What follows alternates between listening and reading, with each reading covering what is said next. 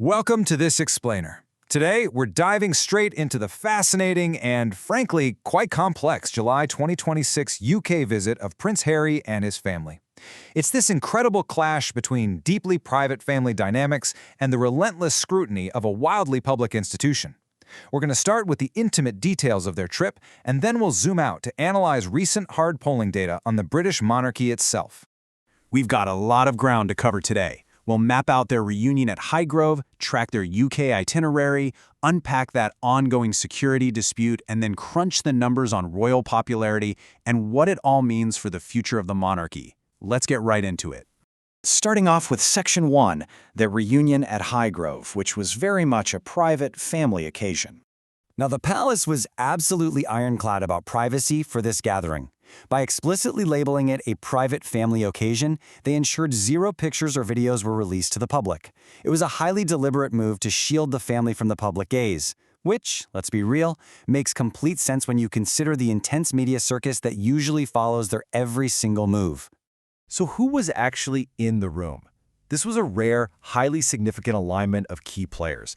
We're talking King Charles, Queen Camilla, Harry, Meghan, and the kids, 7-year-old Archie and 5-year-old Lilibet.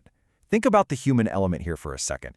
You have King Charles, 77 years old, and navigating ongoing cancer treatments, finally getting to see his grandchildren for the first time in 4 whole years.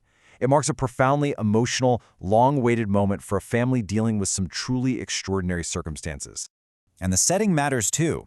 Highgrove House was deliberately chosen for this reunion over a more official, bustling residence like Clarence House in London.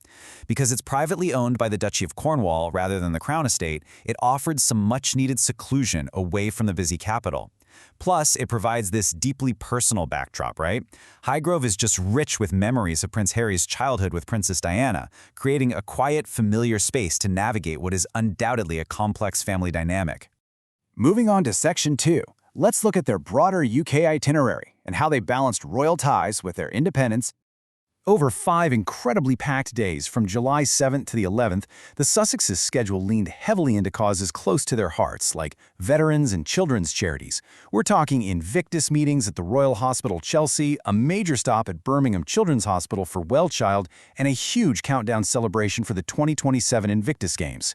But what's absolutely fascinating here is the parallel momentum. This independent charity work was happening literally at the exact same time working royals were carrying out their official duties, like Prince William at a charity polo match and Kate Middleton at Wimbledon. It's like watching 2 entirely different spheres of public service operating right alongside each other. So, what does this all mean? Well, by accepting royal hospitality at Highgrove while simultaneously prioritizing their independent professional identities, the couple really seems to be actively testing out that famous half-in, half-out operational model. They're blending their private California lives with their remaining UK royal connections and charity work. It's a massive balancing act, and honestly, it really begs the question of whether this kind of modern, hybrid model is actually sustainable in the long run. Now, for Section 3, we need to talk about the elephant in the room, the security dispute, which remains a massive logistical hurdle. The core conflict really boils down to this. On one side, you have the Sussexes, who have expressed a strong desire for state-funded police protection, citing some very real safety concerns for their family. But on the flip side, the government and palace position reflects the hard reality of a 2025 court battle that Prince Harry actually lost regarding those exact security arrangements. And this lack of a state-funded protection deal, it's exactly why Meghan and the kids didn't tag along to Harry's highly public events in London, keeping their presence strictly confined to that private Highgrove visit. 6.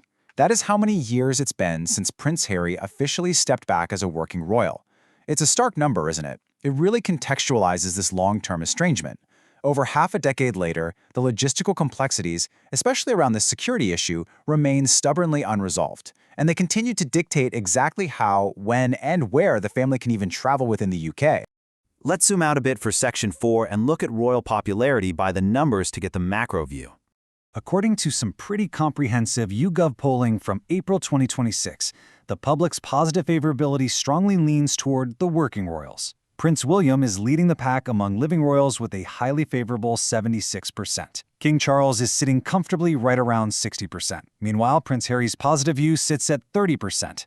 Seeing the data laid out like this perfectly quantifies the impact that the last 6 years of institutional separation have had on overall public perception over in Britain. But wait, Hidden right inside that 30% is a super interesting, stark generational divide. Younger Britons, meaning those aged 18 to 24, hold a 35% positive view of Prince Harry. Now contrast that with folks aged 65 and older, where only 19% view him favorably. So younger generations are nearly twice as likely to view him positively compared to their older counterparts. It goes to show that public opinion on the Sussexes isn't some giant monolith at all. It's deeply fragmented by age, and that could have huge implications for the monarchy's relevancy down the road. Which brings us perfectly to our final part, Section 5, the future of the monarchy, pitting tradition against modernity. Despite all the highly publicized family rifts, the endless debates over security, and the shifting roles of its members, the institution itself remains remarkably stable in the eyes of the public. Look at this. A solid 64% majority of Britons still wish to retain the monarchy as of 2026. Only 24% favor an elected head of state, and about 12% are undecided. So, at a macro level, support for the traditional structure is holding incredibly firm. So, I want to leave you with this question to ponder. Can the half-in, half-out model truly work long-term for members of the royal family?